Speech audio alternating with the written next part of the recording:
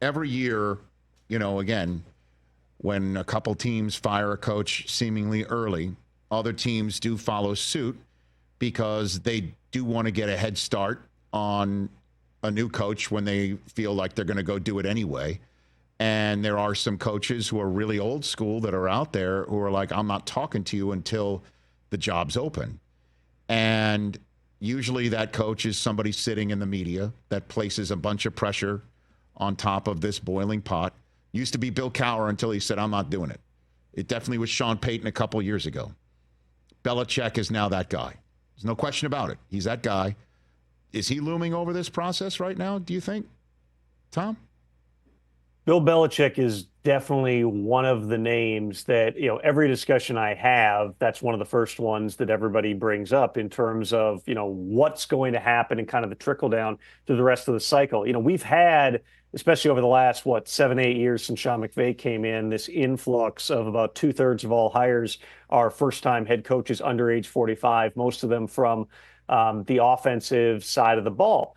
You've seen, though, some coaches who have different backgrounds who have had, initial success. Dan Quinn's doing a really good job with a Washington roster that, Jaden Daniels is unbelievable, but I don't know that if you looked at that roster, compared it around the league, that you'd say this is a really talented football team overall. But he's led to a cultural shift, and he's drawn on, some of the experiences. Sean Payton seems to be having that type of an effect in Denver, even though you're seeing stops and starts. They certainly got a reality check yesterday against Baltimore. He's a second-time head coach who's drawing on that. I think that the last cycle, last year in particular, was so dominated by the positive reinforcement culture guys. Basically, everybody who got a job, Jim Harbaugh, I would still say is in that category. He's different because he'd done it before and because there's nobody else like Jim Harbaugh, but a lot of the others were positive reinforcement guys. That's what, Gerard Mayo certainly is. That's what Antonio Pierce is in terms of being, more player-led. Brian Callahan, Dave Canales are all in that tip. Raheem Morris. Usually what happens, as well. Raheem Morris. Usually what you have then is the swing back to, okay, if all the hiring went this way,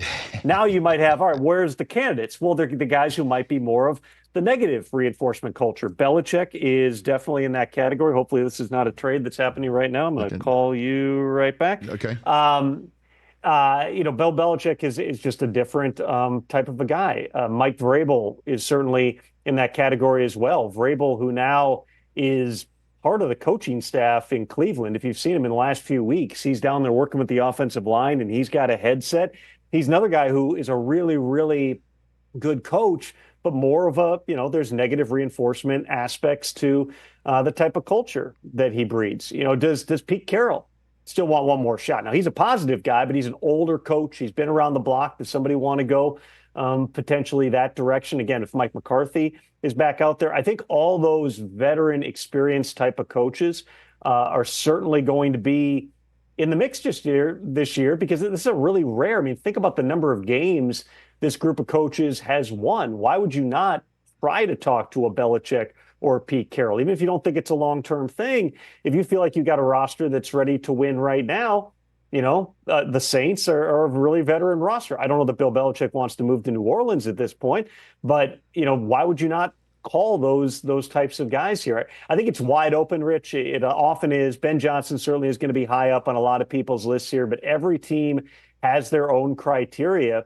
And the likes of Belichick, Vrabel, even Carroll, McCarthy, if Mike McCarthy becomes available, those are the guys who I think are going to be of interest to a lot of different people. And you're right, even though the NFL has legislated this process differently now, they've slowed it down. They've basically set up a system where you have to extend your search into late January, if not February. I would think those guys, by being available now, perhaps, let people kind of get going on some of their research a little bit early. Catch the Rich Eisen Show every single day on the Roku Channel, 12 to 3 Eastern, for free.